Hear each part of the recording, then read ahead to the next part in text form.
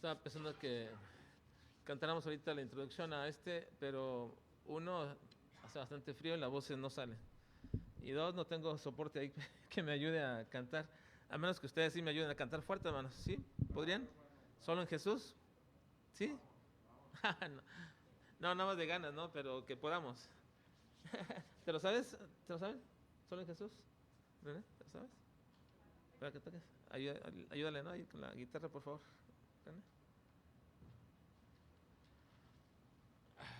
La razón de nuestra vida nuestra nueva vida en Cristo es Jesús, ¿verdad? Jesús es quien vino a nacer, quien vino a tomar nuestro lugar y ninguna cosa de nuestra vida puede funcionar ahora sin Cristo. Así que tenemos que recordar que solamente en Jesús es quien podemos tener no solamente la salvación, la nueva vida, sino todo lo que hoy disfrutamos solamente es en Jesús. Entonces vamos a ver si podemos cantarlo. Solo en Jesús.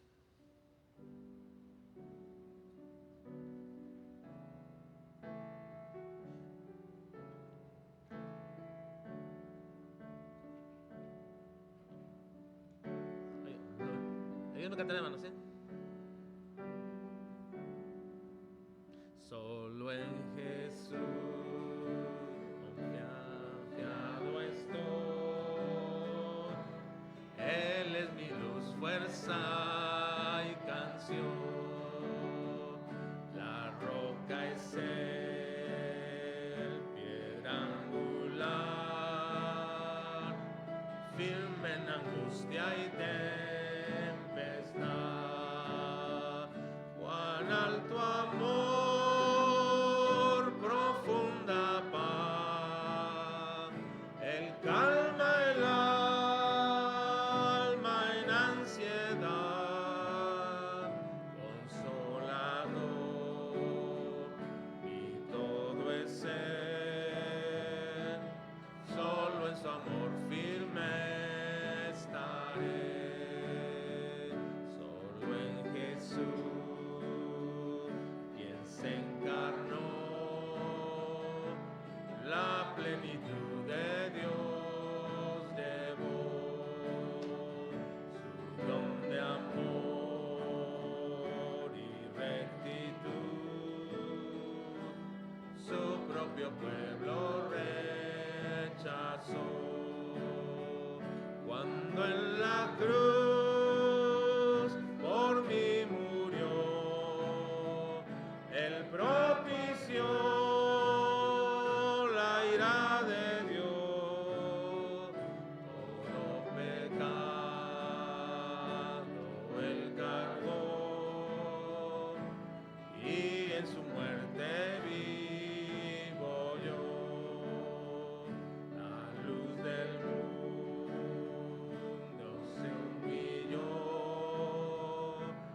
hasta la tumba padeció, el día glorioso al fin llegó, Cristo el Señor resucitó, Él en victoria reina hoy, la maldición de mí quitó, pues suyo soy y mío es Él, y con su sangre me compró, no tengo culpa ni temor, por su poder que vive en mí, desde el principio hasta el final, Cristo mi vida ordenará, ya nada me podrá apartar, ni de su mano arrebatar, hasta llamarme a su hogar.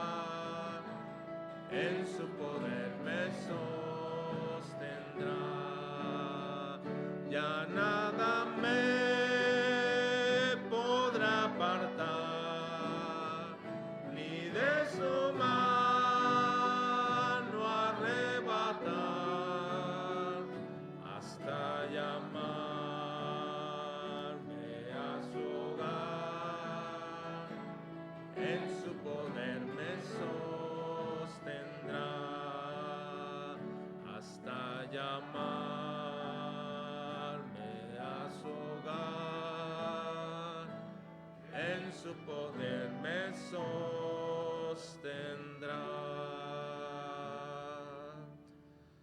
Así es, hasta ese día, hermanos, el Señor es quien nos sostiene.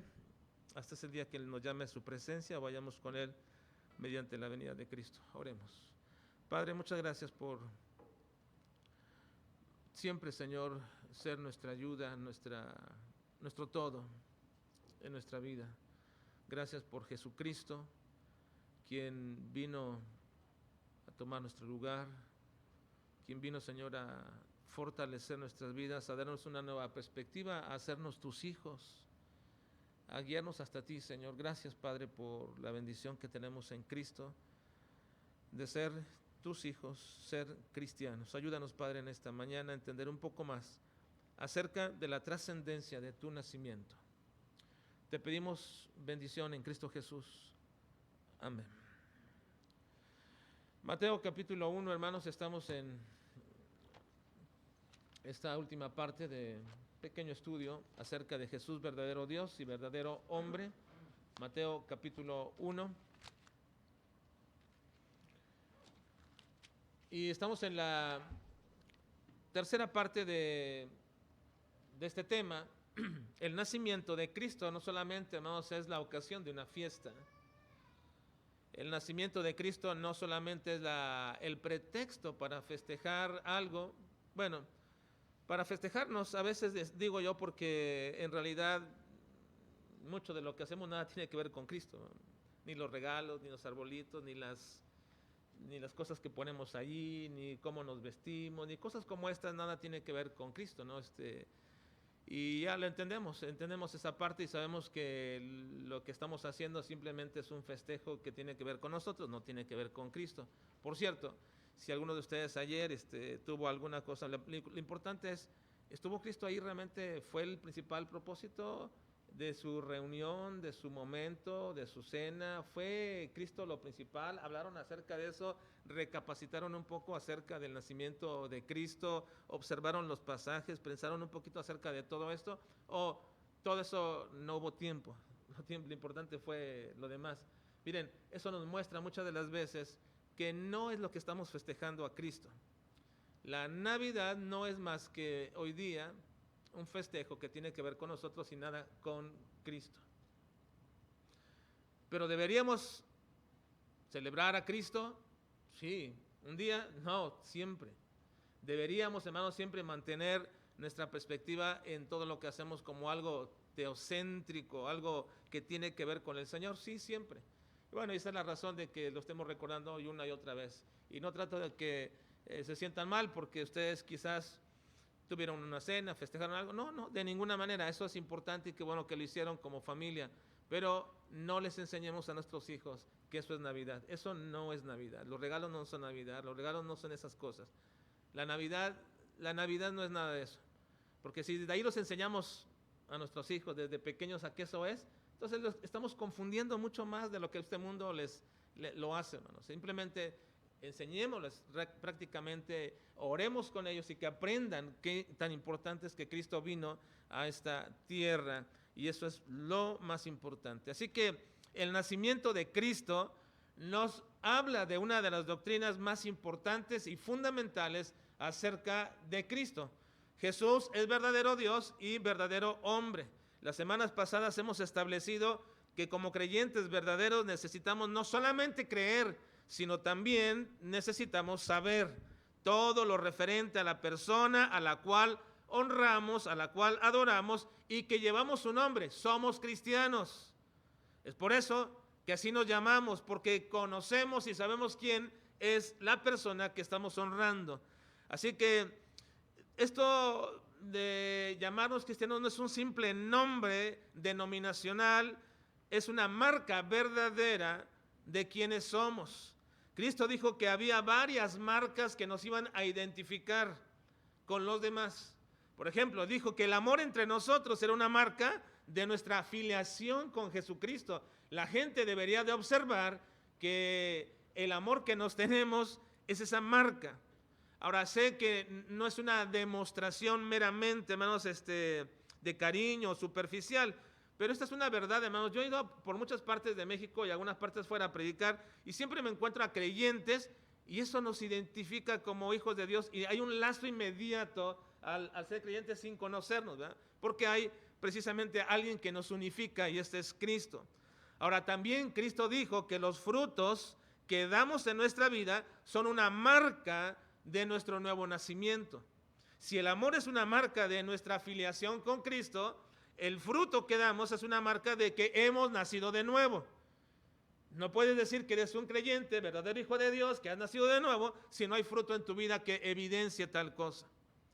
Pero fíjense, hermanos, que nunca dice que una cosa por la cual el mundo nos puede conocer es que si somos si somos o no verdaderos hijos de Dios, es porque si vamos a la iglesia. No, no dice. Si vas a la iglesia, la gente se dará cuenta que eres un hijo de Dios. No.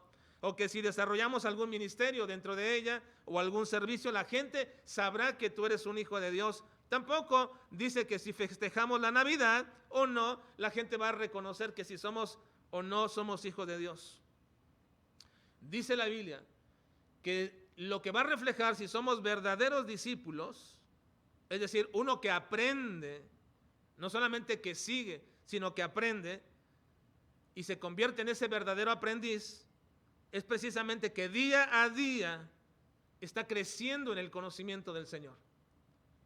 Ahora, eso no solamente es una evidencia para la gente de afuera, eso es una evidencia interna, algo para nosotros. Si estamos aprendiendo y deseando cada día conocer más al Señor, entonces eso es una evidencia de que somos discípulos de Cristo. Un discípulo es un verdadero aprendiz. ¿Y qué es un aprendiz? Está aprendiendo todos los días, todos los días. ¿Cuándo terminamos de aprender acerca de la persona de Cristo? Nunca. ¿Cuándo terminaremos? Nunca. Tenemos una eternidad para seguir haciéndolo y nunca terminaremos. Así que una verdadera evidencia de que somos discípulos de Cristo es que si permanecemos en su palabra, si a través de ella creemos y conocemos más al Señor. Dice Juan 8:31, dijo entonces Jesús a los judíos que habían creído en él: si vosotros permaneciereis en mi palabra, seréis verdaderamente mis ¿qué? Mis discípulos. No dice si van a la iglesia, seréis verdaderamente mis discípulos. Qué bueno que venimos, ¿verdad? Eso es importante. Pero esa no es la evidencia de ser un verdadero discípulo. No dice si tienes un ministerio o un servicio dentro de la iglesia, o si das de comer a los necesitados, o si haces tal o cual cosa, seréis verdaderamente mis discípulos. No, dice si permanecen en mi palabra. ¿Y qué significa permanecer en la palabra? ¿Traerla aquí en el regazo todo el día? ¿O traerla en nuestro auto ahí, permanecer en la palabra? ¿Significa eso? No, evidentemente no. Significa que la leamos, que aprendamos, que tengamos un desarrollo dentro de la palabra si permanecemos en su palabra. Así que, como mencionamos la semana pasada, el diseño de nuestros cultos no tiene nada que ver con o como propósito principal crear un ambiente de sentimientos y de emociones dentro del servicio. No, nuestro propósito principal, hermanos, es la enseñanza. Y por eso tenemos ya casi 10 años de lo que llamamos la escuela formativa dominical, donde cada domingo, cada joven, cada adulto va creciendo de manera sistemática y organizada y obteniendo una formación de la comprensión de las Escrituras, de la Biblia y de Dios mismo. Lo mismo también hemos diseñado pensando que nuestros niños durante sus clases dominicales tengan que aprender como principal propósito conocer a Dios. Un tiempo, hermanos, en que muchas de las clases de los niños que se impartían en diferentes iglesias, ¿verdad? Y lo noté así, no tenía nada que ver con la Escritura. Una vez me acuerdo que en cierto lugar, hermanos, nos vendían un catálogo de lecciones para 3 años de niños, y cuando estaba observando todo eso, nada tenía que ver con la Escritura, ni con Dios, ni con la palabra. Eran bonitas historias, Para los niños enseñarles a ser obedientes, con nombres así como la gallina y sus pollitos o el gusanito de no sé quién y cosas como estas, que contaban una historia como una especie de ¿cómo se llaman estas historias? ¿Mande? Fábulas, una especie de fábulas con una buena lección moral. Y la revisé y dijo, esto es lo que se enseña en nuestras iglesias, son las iglesias. Hermanos, nuestro interés principal es que ellos puedan conocer al Señor desde pequeños. Un niño puede conocer a Dios, comenzar a conocer a Dios desde muy corta edad si lo entrenamos en ello. Si lo entrenamos a escuchar, a oír. Una de las cosas más importantes es que puedan ser entrenados a escuchar y a oír, ¿verdad? Desde que entran al culto le decimos a esos niños, desde que entramos, desde la casa le decimos vamos a la casa de Dios, y en la casa de Dios estamos quietos, no estamos juzgando, no llevas tus juguetes para jugar ahí, no haces aquello, vas a escuchar la palabra de Dios. Si los entrenamos, es duro el entrenamiento y a veces ese entrenamiento hay que dar disciplina y es duro hacerlo y de pronto nos duele, pero hermanos, da fruto en la vida de nuestros hijos. Así que no deseamos simplemente entretener a la gente, deseamos como principal propósito que los cultos de nuestra iglesia están diseñados para poder enseñar y aprender un poco más del Señor. Así que no estamos enseñando a nuestros hijos cómo se porten bien con sus papás o cómo hagan bien con sus hermanos o que les vaya bien en su escuela. No, eso es tarea de cada padre, hacerlo en su propio hogar. Pero si tenemos una oportunidad, hermanos, a la semana con 2 horas solamente, entonces queremos aprovechar que se enfoquen en la persona de Dios. Tampoco con esto quiero decir, hermanos, que cuando estamos a los cultos no podamos cantar con gozo, con deseo, con alegría en nuestro corazón. No quiero decir que entremos, hermanos, muy serios. Me decía el pastor el jueves que vino, el pastor invitado, hermano Naum, dice, hermanos, son muy serios en su iglesia. Le digo, ¿te parecieron serios? Sí, estaban muy serios, o estaban algo como regañados. Digo, pues no, así los veo todos los domingos a los hermanos. No sé si, digo, pero nos acostumbramos, no hay una expresión excesiva y bueno, ¿no dicen amén? Digo, sí dicen amén, ¿verdad? Sí dicen amén. ¿Verdad, hermanos? Amén. Ahí está, sí dicen. Digo, sí lo dicen, pero no estamos tratando, hermanos, de crear un ambiente donde todos se sientan bien y con alegría y con gozo. No, si lo hay, qué bueno, si es producto de nuestro entendimiento del Señor y es producto de la alabanza verdadera al Señor, no de una aparente expresión muy interna nuestra queriendo sentirnos, sino más bien expresar lo que hay, está bien. Así que cuando tenemos estos momentos, hermanos, de reflexionar sobre la Navidad en esta época, porque hay que aprovechar el momento en que la mayoría lo hace, y como ya he explicado anteriores veces, hermanos, no creo que esta es la época, no es el tiempo del año, lo he estudiado en la palabra de Dios y no creo y tengo una fecha definida para eso, ya lo hemos estudiado anteriormente, pero no lo vamos a hacer en estas fechas, obviamente. Y no porque, digamos, entonces, ¿por qué no lo hacemos? No, porque la Biblia tampoco nos enseña que debemos tener un festejo así.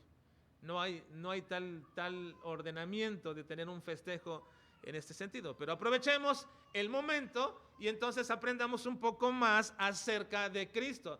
Porque no solamente es hablar del nacimiento de Cristo y hacer algunas cosas por ahí y decirlo, aprendamos un poquito más, cada vez más y cada vez más acerca de ese nacimiento. Así que estamos hoy en este día no solamente viendo o recordando la historia como algo periférico de nuestro ambiente navideño o como un preámbulo o pretexto para darle contexto a nuestras celebraciones, nuestra cena y nuestros regalos, no. Si hemos de festejar la Navidad, ha de ser precisamente que podamos recapacitar y reevaluar lo que conocemos precisamente de esa Navidad o el nacimiento de Cristo. Así que en estos días hemos estado observando que el nacimiento de Cristo nos recuerda que Cristo es verdadero Dios y verdadero hombre. Y esta doctrina es fundamental, no solamente para el desarrollo de nuestra vida cristiana, sino incluso para nuestro desarrollo y relación como iglesia con otras iglesias. Porque si alguna iglesia dice ser cristiana, pero niega una de estas verdades, que Cristo sea verdadero hombre o que sea verdadero Dios, entonces no podemos tener ningún compañerismo con ello. El Señor mismo nos lo prohíbe. Miren, en primera carta de Juan, capítulo 4, versículo 2, dice, en esto conoced el Espíritu de Dios, todo espíritu que confiesa que Jesucristo ha venido en carne es de Dios. Y todo espíritu que no confiesa que Jesucristo ha venido en carne no es de Dios. Y este es el espíritu del anticristo, el cual vosotros habéis oído que viene y que ahora ya está en el mundo. Y en el capítulo 2, versículo 21 al 23 dice: no es escrito como si ignoraseis la verdad, sino porque la conocéis y porque ninguna mentira procede de la verdad. ¿Quién es el mentiroso? Sino el que niega que Jesús es el Cristo. Ese es el anticristo, el que niega al Padre y al Hijo. Todo aquel que niega al Hijo tampoco tiene al Padre. El que confiesa al Hijo tiene también al Padre. Así que es fundamental la doctrina de Cristo como verdadero Dios y verdadero hombre. Ahora, hemos visto hasta ahora que el nombre Jesús puesto por Dios tiene un propósito bien definido. No se lo pusieron sus padres porque ellos quisieron ponerle, o porque en la familia había alguien llamado Jesús, porque a veces ponemos nombres así, ¿verdad? Porque le ponemos al hijo el nombre del padre o del abuelo, y como el hijo no puede decir nada, pues ni modo, ya después ahí sí puede cambiárselo, y a algunos no les gusta su nombre, ¿no? Pero en el caso de Jesús no le pusieron el nombre Jesús porque ellos tuvieran un antecedente del nombre Jesús. Fue un propósito bien definido. El Padre quiso que su hijo al nacer, el Padre Celestial, quiso que su hijo al nacer se llamara Jesús, y así se los ordenó. Cuando ya nazca le van a poner Jesús.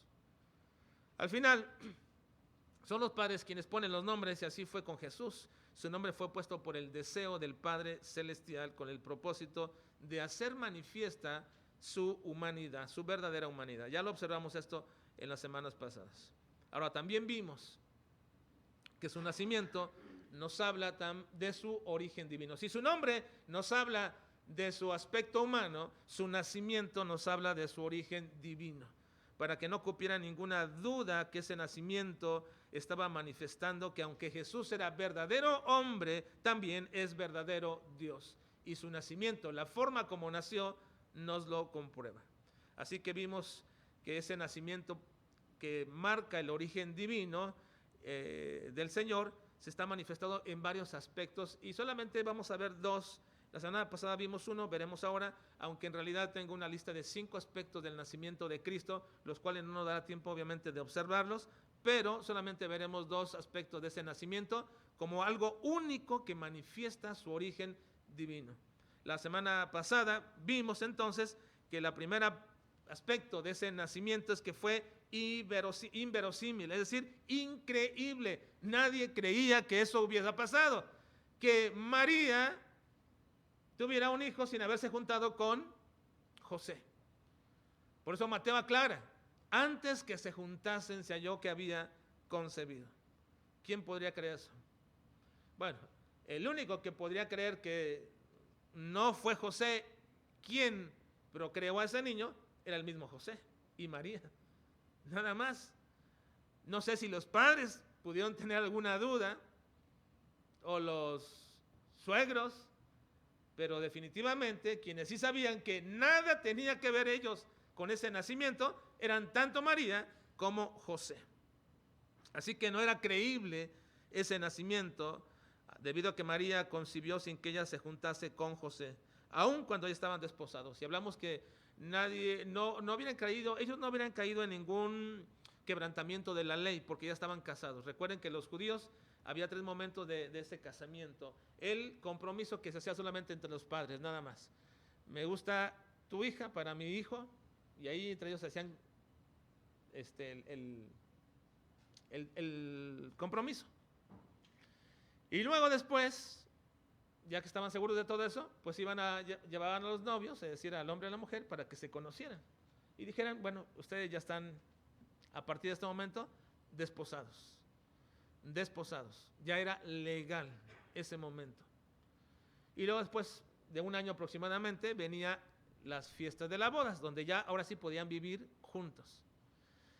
Entonces, en este momento que María concibió, ¿en qué parte estaban, hermanos, ellos de ese matrimonio? ¿Estaban qué?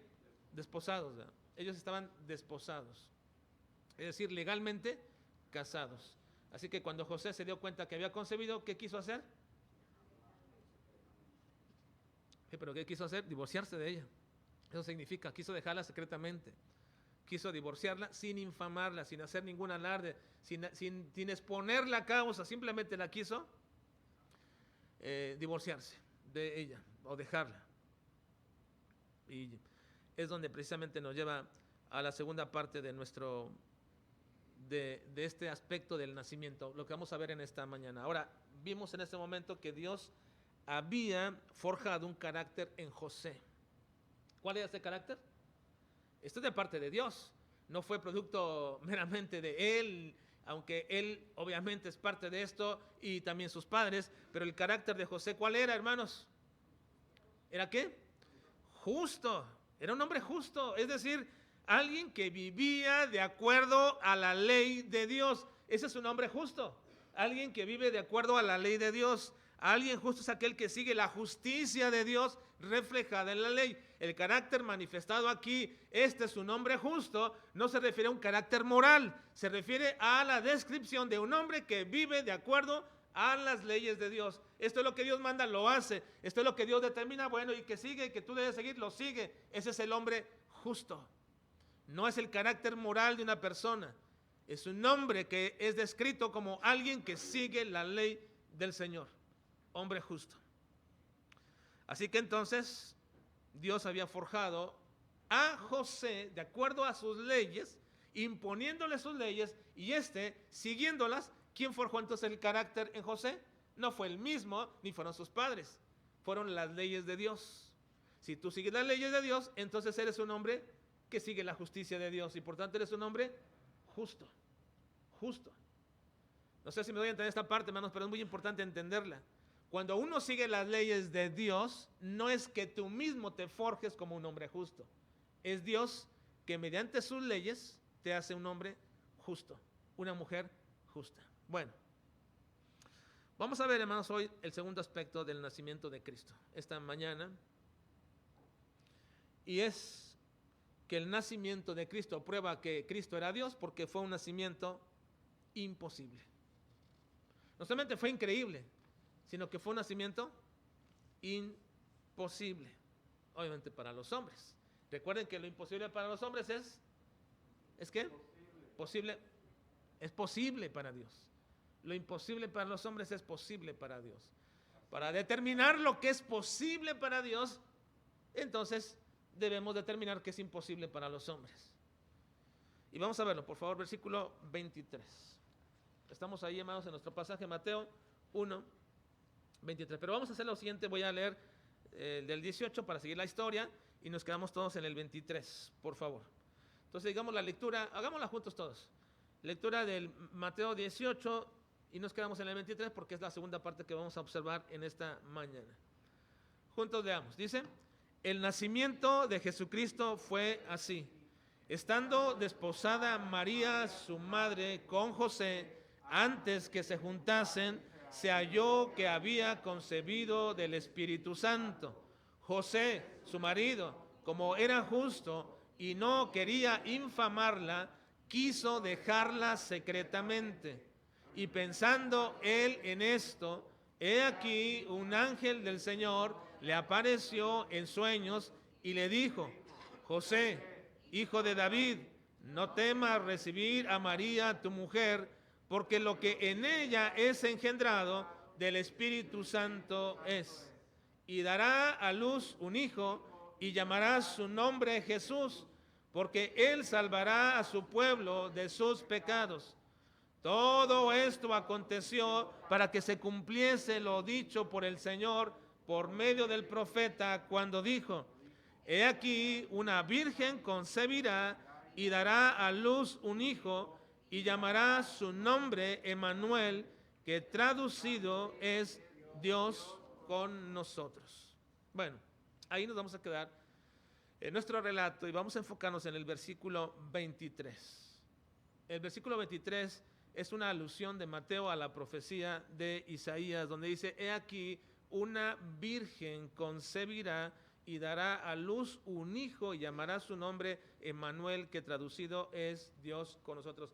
Esta es una profecía increíble, increíble, porque dice: una virgen concebirá. Ahora, Miren, es increíble si lo entendemos en el contexto de los judíos.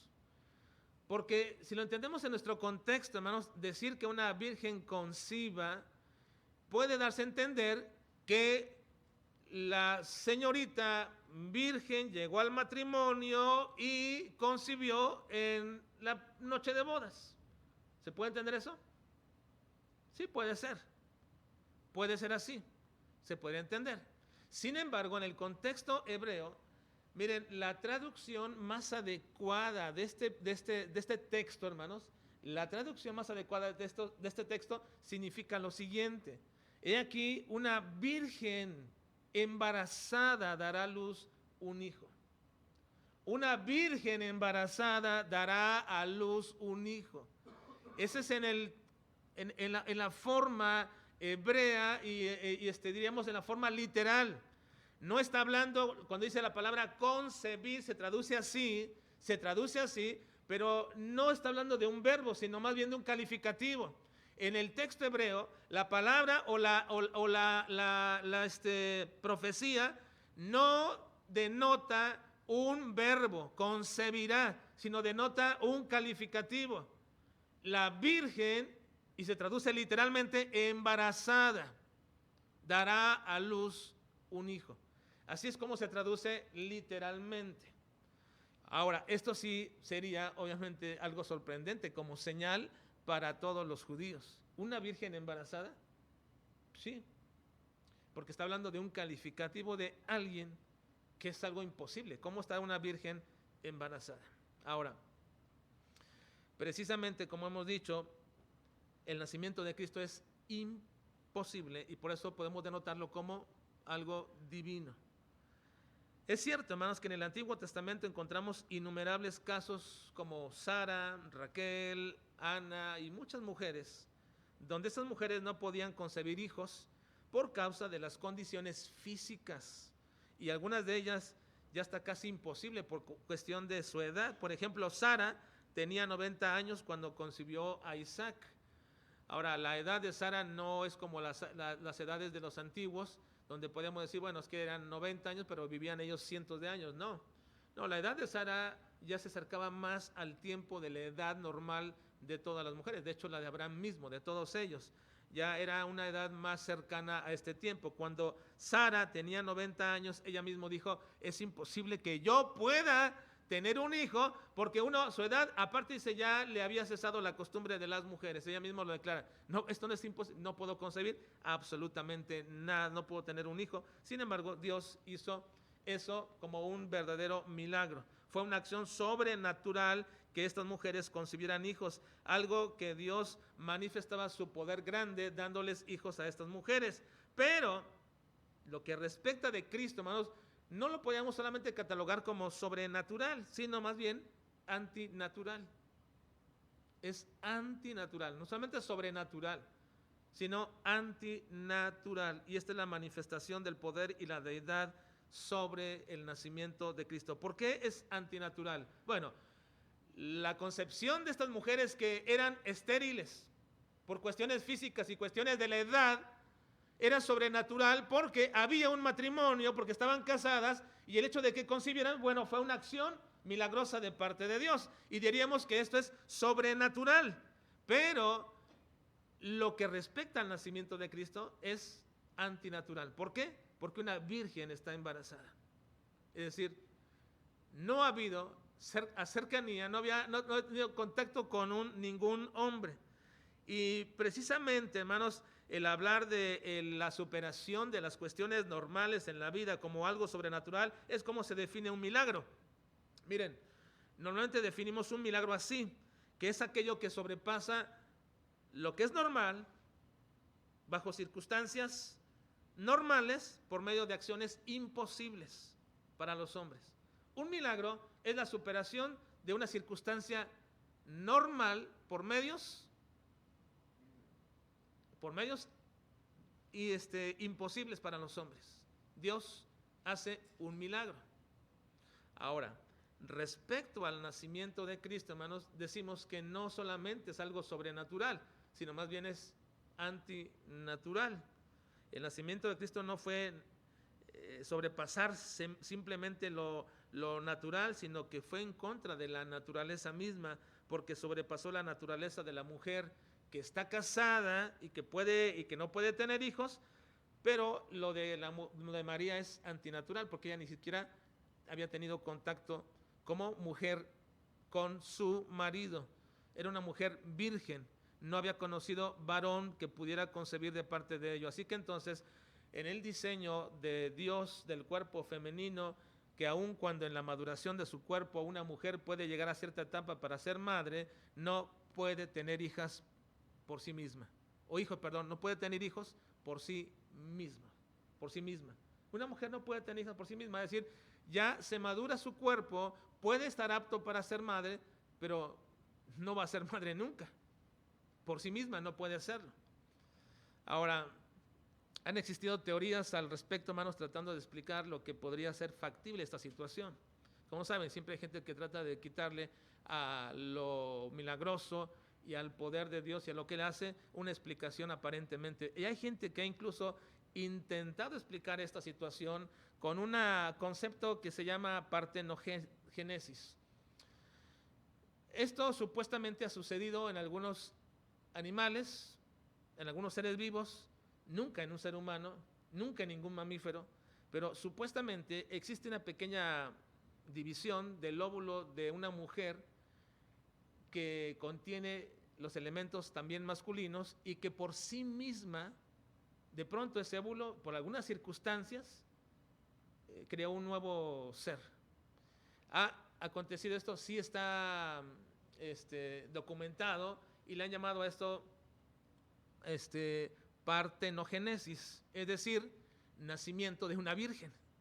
Y le han llamado así a ciertos aspectos en ese sentido. Pero esto jamás ha sucedido, jamás ha pasado con ningún ser humano, ni tampoco con ningún mamífero. Esto sucedió con organismos unicelulares o bien con ciertos animales que son muy específicos para esta circunstancia. Ahora, establecer esto teóricamente de que una hembra, y solamente en estos casos que he mencionado, a través de un solo óvulo dividido, se pueda fecundar a sí mismo, es imposible para los hombres. Esto jamás ha pasado ni podrá pasar. ¿Por qué es importante, hermanos, establecer el nacimiento virginal de Jesús? ¿Por qué es importante establecer el nacimiento virginal de Jesús? Uno podría decir, pues es simplemente un aspecto muy sencillo. ¿Importa, no importa? ¿Importa o no importa, hermanos, que hablemos del nacimiento virginal de Jesús? Porque ha sido atacado fuertemente desde los principios de la vida de Cristo terrenal, aquí, cuando estuvo, hermanos, aquí el Señor Jesucristo, desde ese momento fue atacado su nacimiento virginal. ¿Por qué es importante, hermanos? ¿Por qué es importante establecer el nacimiento virginal de Cristo? Miren, en Juan 8:41 le dijeron a Cristo respecto a esto: vosotros hacéis las obras de vuestro padre. Entonces le dijeron: nosotros no somos nacidos de fornicación, un padre tenemos, que es Dios. ¿Cuál era el ambiente popular o el pensamiento popular respecto al nacimiento de Cristo? Hermanos, nadie creía que el nacimiento de Cristo fuera un nacimiento virginal o que una virgen concibió. Nadie de ellos creía esto. Todos pensaban que había sido producto de fornicación. Ahora, no de María con José, no, sino de María con otra persona. Y corría por ahí una historia entre todos los hombres profanos aquel tiempo de que María había estado con un soldado romano. De hecho ese cuento se corrió por muchos lados, de tal manera que confundían lo que se llama en griego partenogénesis, es decir, nacimiento de una virgen, con lo que precisamente algunos decían que era el nacimiento o el hijo de un soldado romano llamado el Pantera. Y por eso decían, en realidad es partenogénesis, lo confundían con eso, panterogénesis, porque decían que un cierto soldado llamado Pantera había abusado de María y había tenido a Jesús. Eso es lo que corría en sus tiempos como algo grotesco y difamatorio respecto de Cristo, de tal manera que cuando Cristo les dice y los acusa, ustedes son de vuestro padre el diablo, se enojaron y dijo, bueno, pero nosotros no somos hijos de fornicación como tú. ¿Por qué, hermanos, es tan importante establecer el nacimiento virginal de Jesús? Bueno, hay grupos desde entonces, hermanos, desde aquel tiempo de Cristo hasta hoy día, hay grupos y movimientos denominados cristianos, supuestamente, que no creen en el nacimiento virginal de Cristo. No lo creen. El arrianismo, una secta de los primeros siglos del cristianismo, enseñaba que la Virgen de Isaías 7:14, que menciona Mateo en su relato del nacimiento de Cristo, dice, aquí no se debe traducir, decían estos arrianos, aquí no se debe traducir como mujer virgen, sino se debe traducir como mujer joven. Así que entonces, esa es la profecía, una mujer joven dará a luz un hijo. También, en algún momento decían ellos, fue dado como una mujer joven. También, en aquel tiempo, los ebionitas, otra secta cristiana de aquellos tiempos tempranos del cristianismo, ellos decían que acerca de la ley judía, que enseñaban que el hijo realmente, Jesús, el hijo era hijo de María y era hijo de José. Y a causa de esto, entonces, era precisamente el hecho de que Jesús hubiese nacido de esta manera, porque eran hijos de José y de María. Esos eran los ebionitas, también una secta cristiana que no creía realmente en el nacimiento virginal de Cristo.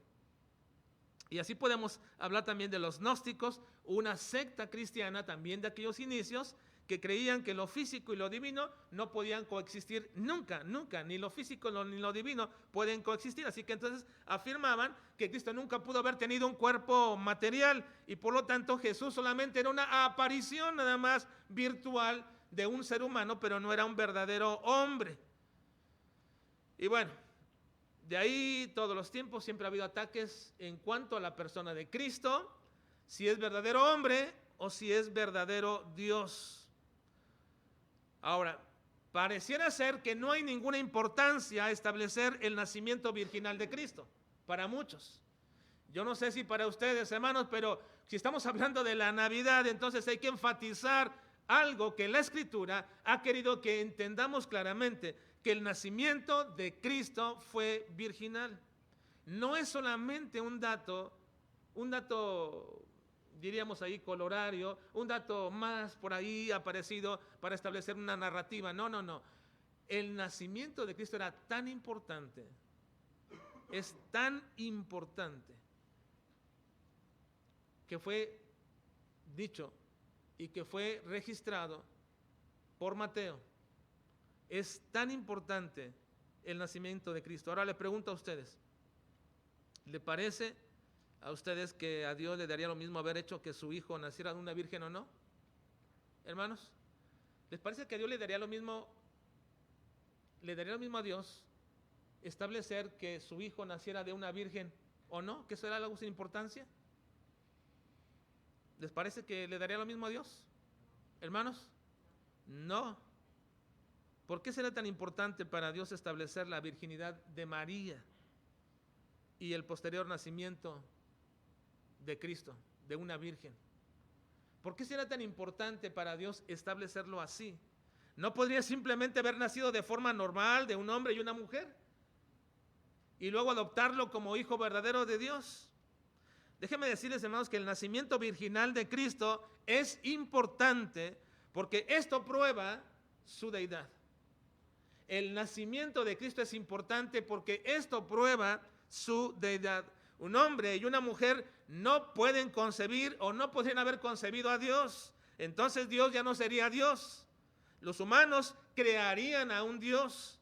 En definitiva, tenemos que decir que el nacimiento virginal de Cristo era necesario por la naturaleza divina de Cristo. El nacimiento virginal es inseparable como una prueba contundente de su divinidad. Si establecemos bien el nacimiento virginal de Cristo, entonces ponemos el primer fundamento de la divinidad de Cristo.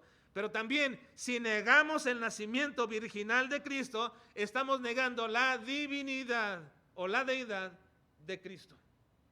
Si alguien dice que cree en Cristo, pero que no es importante que se hable de un nacimiento virginal, entonces no entiende la importancia de la deidad de Cristo, la persona de Jesús.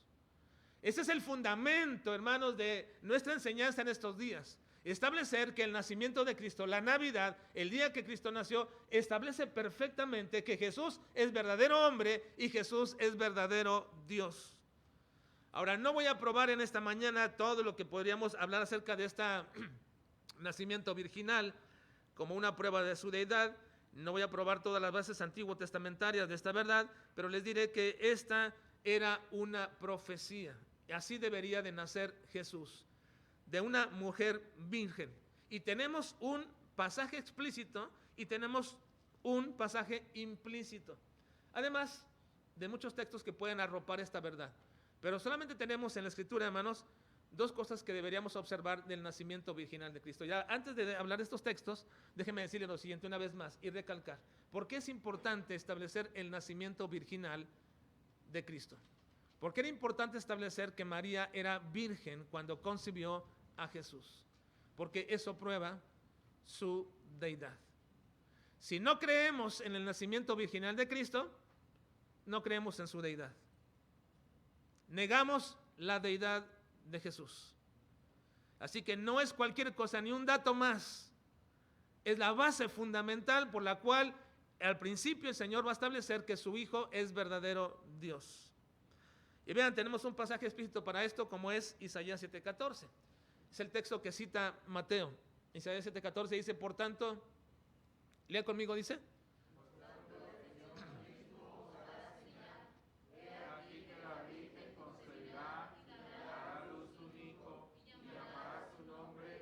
Ese es el texto más explícito que puede existir. Es una profecía del Mesías que vendría. Una virgen concebirá. En términos, ya dijimos literales, la virgen embarazada dará a luz un hijo, llamará su nombre Emmanuel. Ese es el texto claro y explícito de que el nacimiento de Cristo era virginal. Ahora, tenemos un texto implícito muy importante. Génesis capítulo 3, versículo 15.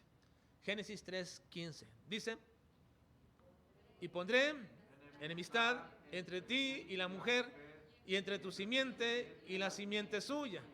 Esta te herirá en la cabeza y tú le herirás en el calcañar. Ahora, este es un texto implícito de la virginidad del nacimiento de Cristo. Es claro que esta profecía se refiere a Cristo, ¿no, hermanos?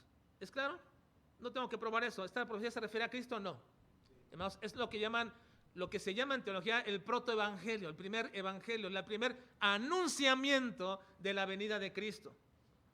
Ahora, esto, todas las denominaciones, la mayoría de las denominaciones cristianas creen que este texto se refiere a Cristo. Eso no lo repelen, eso no lo contradicen. Todos saben que este texto es una profecía referente a la venida futura de Cristo. Pero aquí hay algo que quizás muchos no aceptan o no captan en esta profecía. Aquí hay algo que quizás no hemos visto respecto al nacimiento virginal de Cristo. ¿Dónde está? Miren, una vez más lean el texto. Y pondré enemistad entre ti y la mujer, y entre tu simiente y la simiente suya. Esta te herirá en la cabeza y tú le herirás en el calcañar. Bien, leamos detenidamente este texto. ¿A quién le está hablando el Señor, hermanos? A la serpiente. Porque ella fue la culpable, bueno, personificando al diablo mismo, de la caída de Eva y de Adán, posteriormente. Está hablando de la serpiente, pondré enemistad entre ti y la mujer. Entre ti y la mujer. Y luego dice, entre tu simiente. Ahora, la palabra simiente, hermanos, es una palabra que significa semilla, que es de donde proviene todo el fruto. En este caso, se usa la palabra simiente para hablar de una descendencia, pero también la palabra simiente significa para hablar del origen de la vida, es decir, de la fecundación. La simiente. pondré enemistad entre ti y la mujer, y entre tu simiente y la simiente suya. ¿La simiente de quién? ¿De quién? De la mujer. De la mujer, ¿verdad? Y entre la simiente suya. Ya traslapándola al contexto en que sucedió esto, pues es la mujer, la simiente de María. Ahora, esta te herirá en la cabeza y tú le herirás en el calcañar. Lo importante aquí, más que hay que observar, es que la palabra simiente o la frase o la expresión de simiente es muy importante. No está hablando de la simiente de Adán. No pondré enemistad entre ti y la simiente de Adán, sino entre ti y la simiente de ¿quién? De la mujer.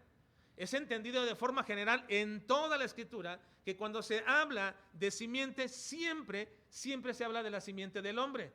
Es la simiente del hombre. Es decir, es la semilla que fecunda. Varias ocasiones se menciona, por ejemplo, a Abraham, que habla de su simiente, la simiente de Abraham, y que la va a bendecir. La promesa fue hecha aquí a la mujer, a la simiente de la mujer, su simiente. Miren ahí cuando dice en, no sé si recuerdo, no tengo un texto ahorita, pero en Génesis capítulo 12, a ver, Génesis capítulo 12, cuando le dice a Abraham, sal de tu tierra y tu parentela, a la tierra que yo te mostraré. Si no mal recuerdo, está ahí. A la casa de tu padre, a la tierra que te mostraré. Sigue, continúa. Dice, y haré de ti una nación grande y te bendeciré y engrandeceré tu nombre y serás bendición. Bendeciré a los que te bendijeren, los que te maldijeren bendeciré y será bendición entre todas las familias de la tierra. No es el texto que yo quería mencionar, donde habla precisamente de la simiente de Abraham. ¿Vale? 12:12. ¿12:12?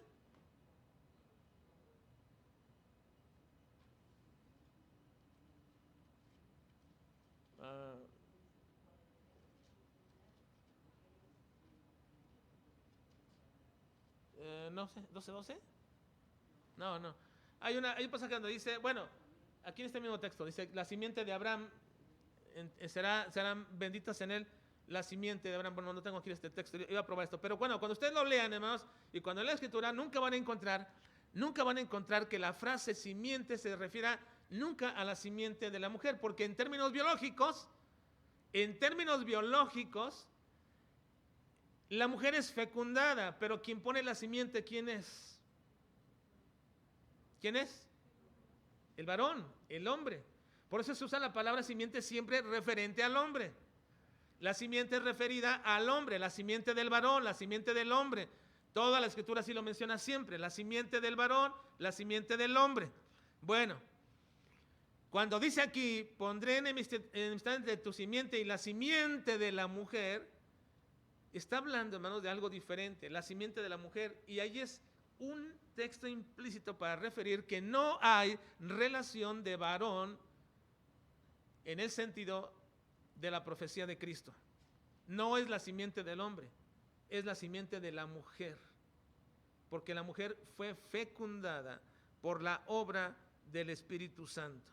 Así que la profecía, como lo dice versículos 18 y 20 de Mateo, vean por favor Mateo 1, 18 y 20, es claro que menciona que quien fecundó a María fue precisamente el Espíritu Santo. Versículo 18, el nacimiento de Cristo fue así, estando desposada María, su madre, con José, antes que se juntasen, se halló que había concebido del Espíritu Santo.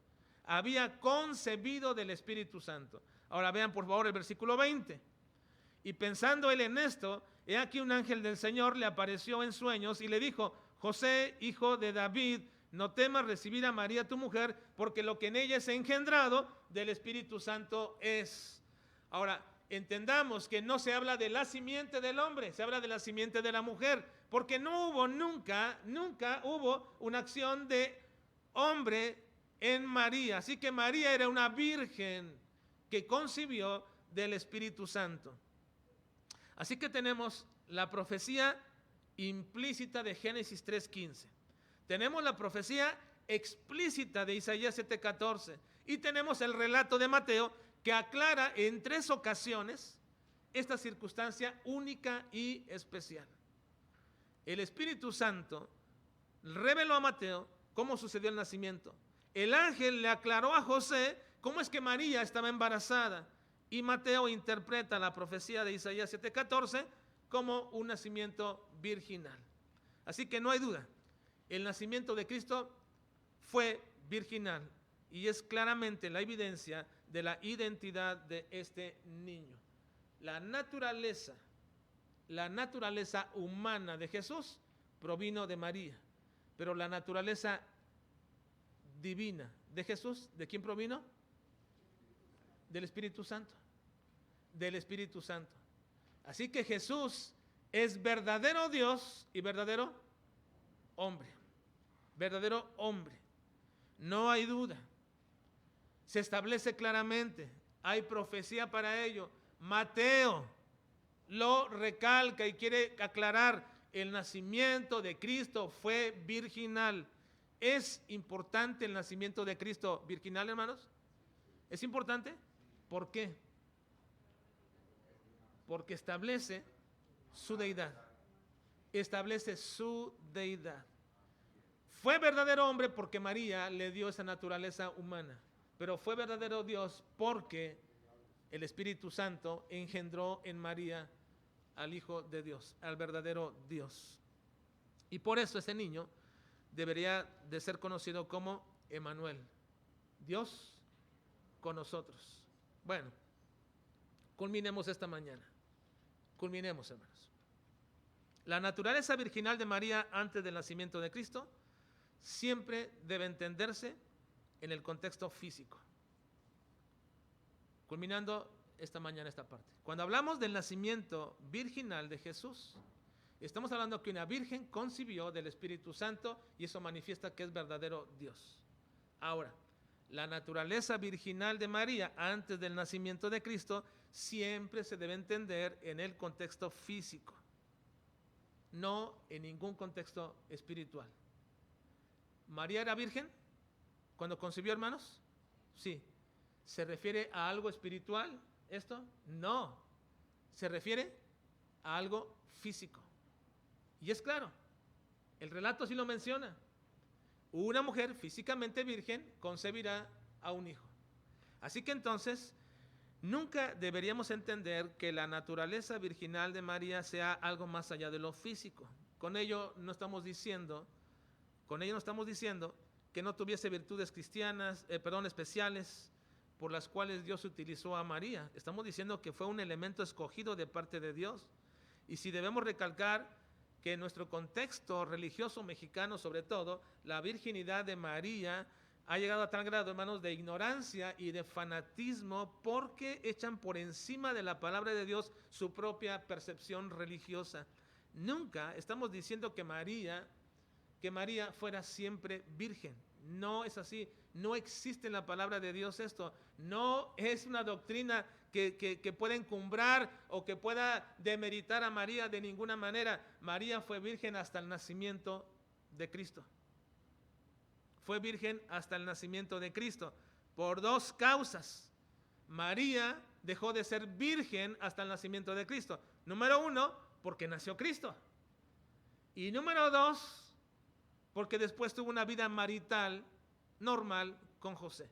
Vean el versículo 24 y 25. 24 y 25, por favor. Dice: y despertando José del sueño, hizo como el ángel del Señor le había mandado y recibió a su mujer. ¿Pero qué dice? Pero no la conoció hasta que dio a luz a su hijo primogénito y le puso por nombre Jesús. Este texto es muy aclaratorio sobre la doctrina falsa llamada la perpetuidad de la virginidad de María. Es bien aclaratorio este texto al final y lo quiso poner también por obra del Espíritu Santo. Mateo lo entendió. Despertando José el sueño, recibió a su mujer como era necesario que la recibiera, pero dice, pero no la conoció. Aclara, no la conoció. ¿Qué significa eso? Que no sabía cómo era, que estaba puesto un velo sobre ella, que nunca la volteó a ver. No, todos sabemos que en los términos bíblicos, todos los términos bíblicos, si lo puede leer y buscar en una concordancia, la palabra conocer significa la relación física entre un hombre y una mujer. Y no la conoció. O sea, no tuvo esa relación marital. ¿Hasta cuándo? Hasta que dio a luz a su hijo primogénito. Y una segunda aclaración. Jesús fue el hijo ¿qué? Primogénito. ¿Qué significa primogénito? El primero de varios. Si nada más se hablara de uno, se le debería llamar unigénito. Unigénito, pero aquí es primogénito. Así que no estamos demeritando nunca a María. Jamás.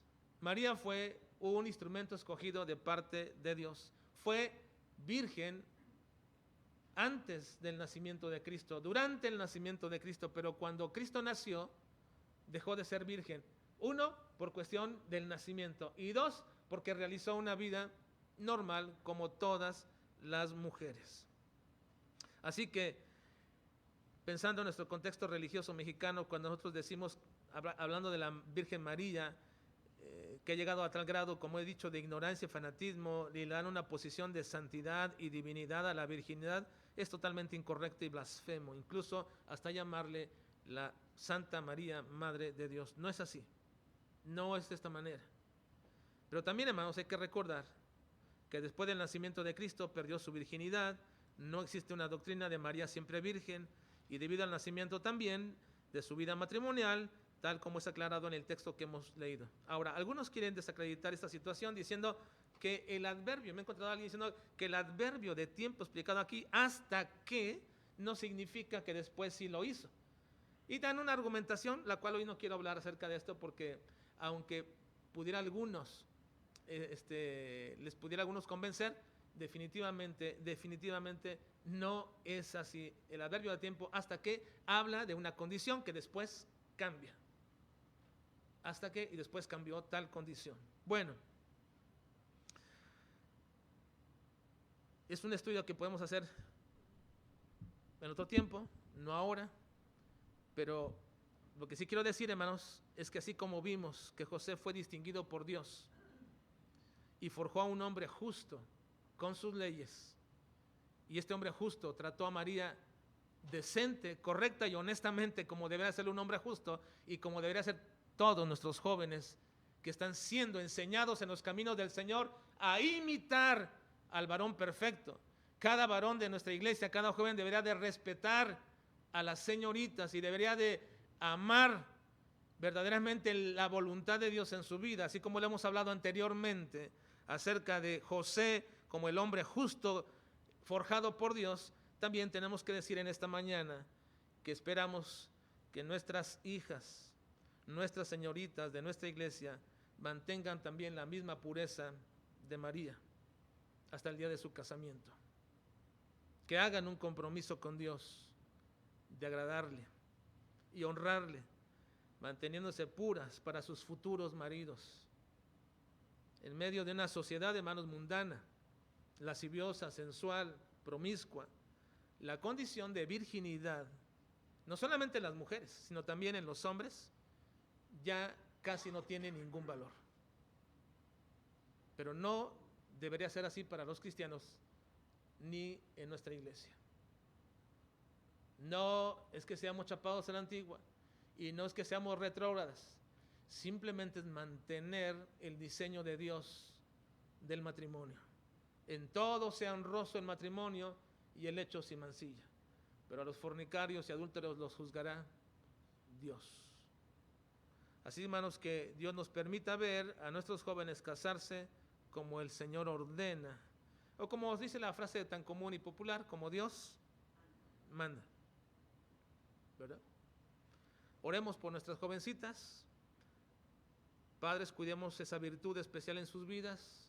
Oremos por nuestros jóvenes, que sean hombres que se sometan a las leyes del Señor y sean justos, y podamos ver matrimonios que honran y glorifican a Dios. El nacimiento de Cristo, hermanos, nos enseña que Jesús fue verdadero hombre y verdadero Dios. Y eso debemos recordar siempre. Si algo vamos a festejar, es eso. Creemos, seguimos y sabemos que Jesús es verdadero hombre y es verdadero Dios. Vamos a orar, por favor.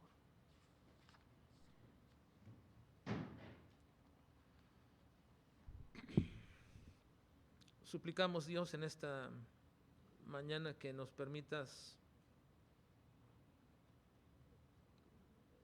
ver, Señor, muy adecuadamente, correctamente y siempre con un enfoque adecuado el tiempo de festejo de la Navidad.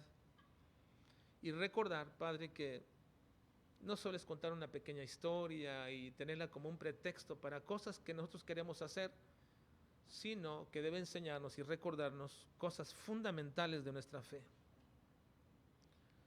Te ruego en el nombre de Cristo, Señor, que nos ayudes. Nos ayudes a siempre mantener nuestra vista en este sentido. Y así como estamos, hermanos, en este momento, cada uno con su rostro inclinado, su cabeza inclinada, y pensando introspectivamente, tenemos hijos, tenemos hijas. El nacimiento de Jesús es un recordatorio de lo grandeza de nuestro Dios y de quién es Él.